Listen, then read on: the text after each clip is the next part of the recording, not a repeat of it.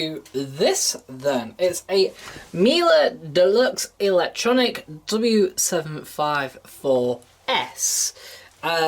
But there's no instruction manual about on the internet.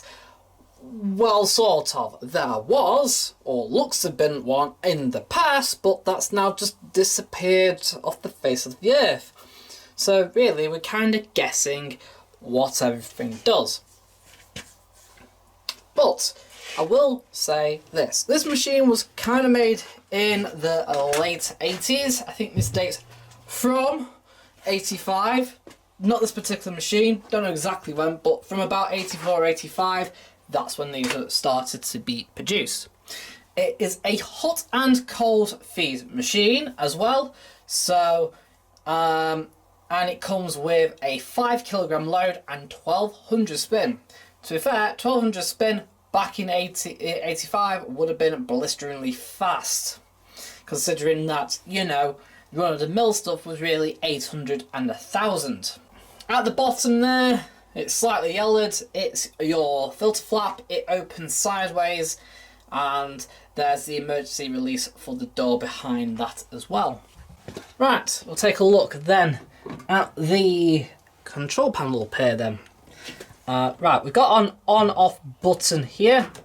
This one's a little bit dodgy, hence why, you know, it kind of is a bit of a nightmare to get in. It will go in eventually.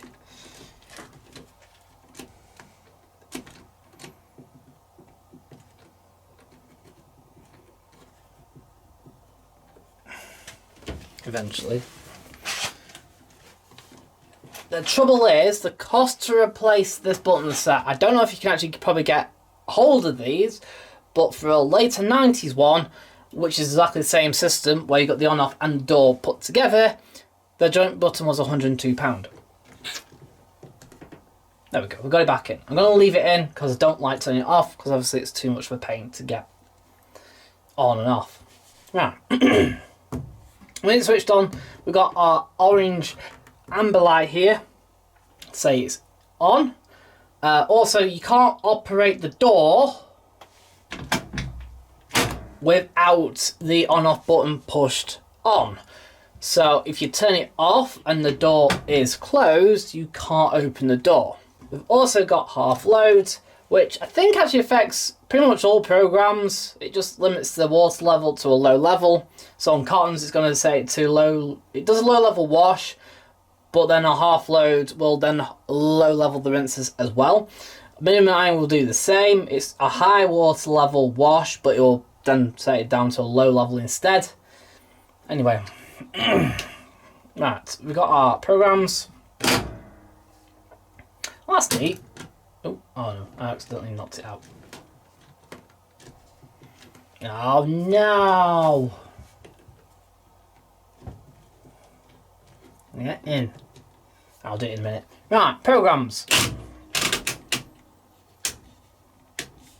So we've got our off position here with our arrow. So we've got cottons with a pre-wash. Then we've got cottons main wash. Then cottons economy. But economy isn't actually economy, because if you look on the German versions, it says KRUZ, short. And that's what economy actually is. It's the short program. We've also got our variable temperature dial, infinite. Obviously you've got 30, 40, all the way up to 95. It says energy saving range, which is to do with energy saving or economy. I'm not entirely sure, so it looks like the max is probably 80. Max temperature for cottons is 95 degrees. Anyway, then it goes to there. It'll do, it says 4 rinses. It does a cool down. It's technically 5 if you're going to count the cool down, but 4 actual rinses does rinse. And then if you notice as well, the gap on this one's a bit bigger because there's an intermediate spin. Same with that one as well. And then it does a final rinse. And then the final spin is carried out at 1200 RPM. So switch up is 1200, switch down is 900. Max load for cottons is 5 kilograms. Then minimum iron, we got with a pre-wash, main wash, in economy. Max temperature is 95. Max load is 1.5 kilos. Does 3 rinses and will end at a rinse hold, so you will have to manually put it on to short spin afterwards. Then we got the delicates with a pre-wash. You can't add delicates without a pre-wash, unfortunately. Max temperature is probably around 40.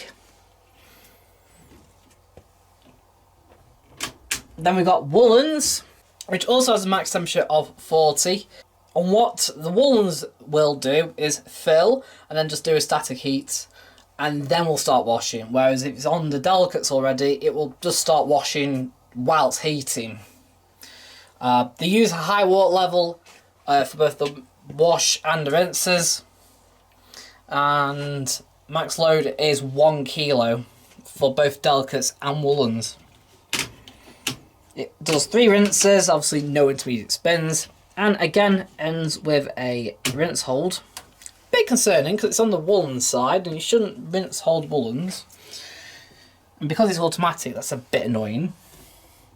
Then we've got also short spin again, but the spin on the delicates and woolens is a little bit different to the minimum iron version.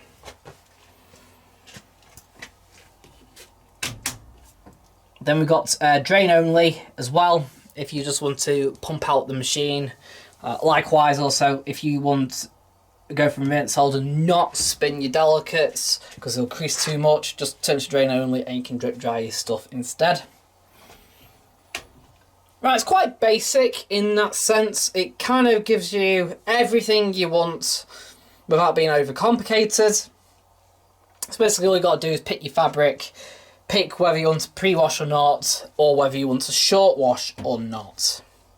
If you're wondering about times, well, this time runs exactly the same timer, near enough, as the commercial machine. However, unlike the commercial machine, and a little better, wise, it fills up with hot on the main wash.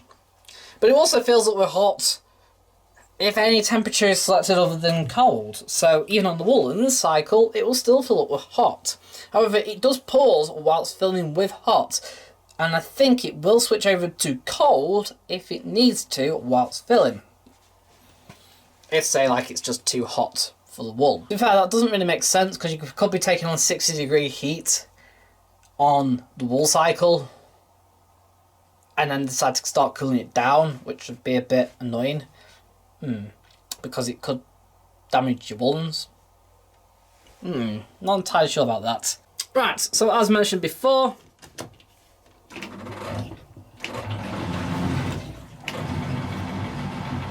it's still in drain mode, that's why. You can't open the door without the on-off button. Switched on. Yeah, you got it. I've not leveled out the machine properly. But despite not having an instruction manual with us, you actually have instructions on here. How good's that?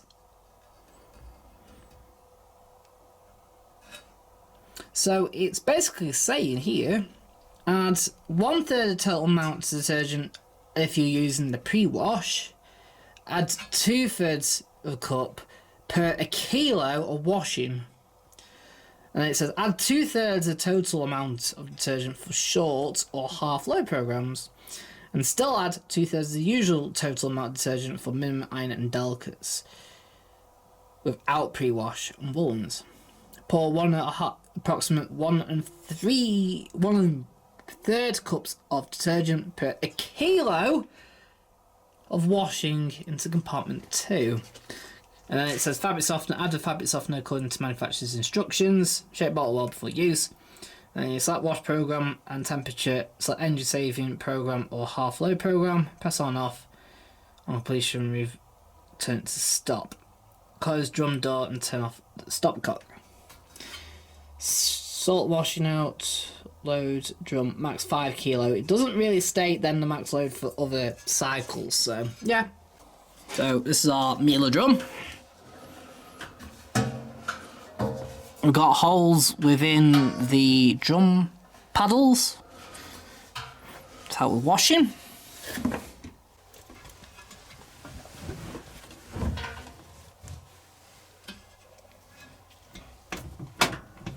So our dispenser drawer here, open it out. This is for your fabric softener. That is your little siphon.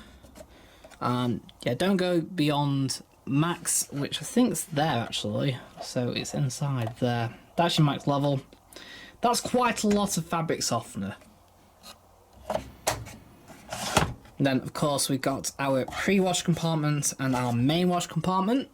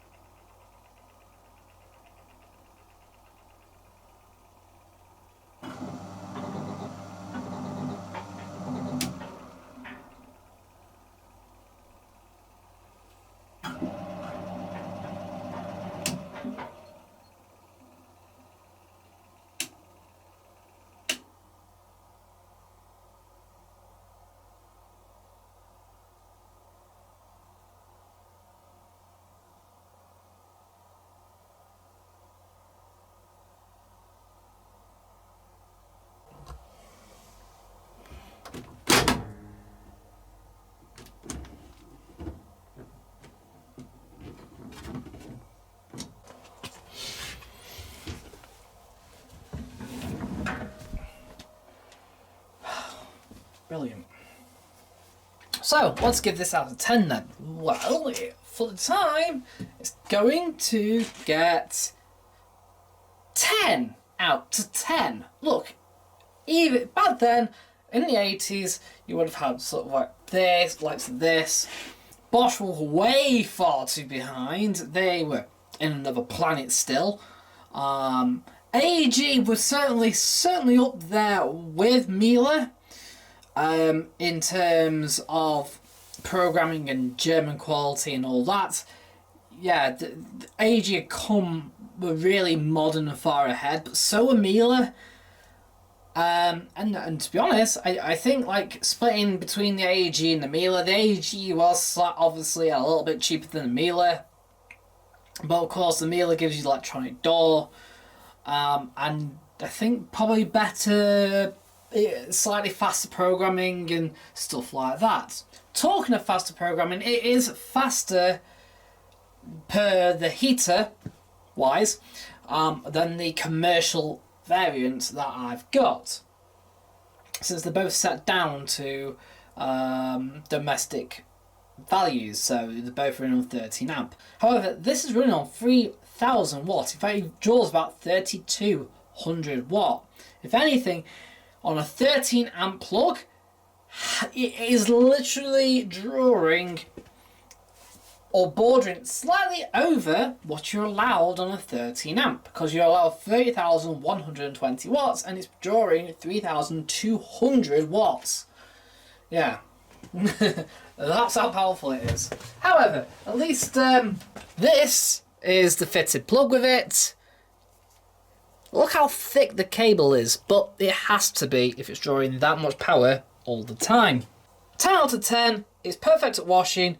Even on a short wash, it's great. It gives great results. The rinsing is great. The spinning is great. It does an intermediate spin, and then it does this final spin at 1200 for a really, really long time, giving incredibly good results. And I'm not talking 1200 as in good for the 80s. This is still good even now.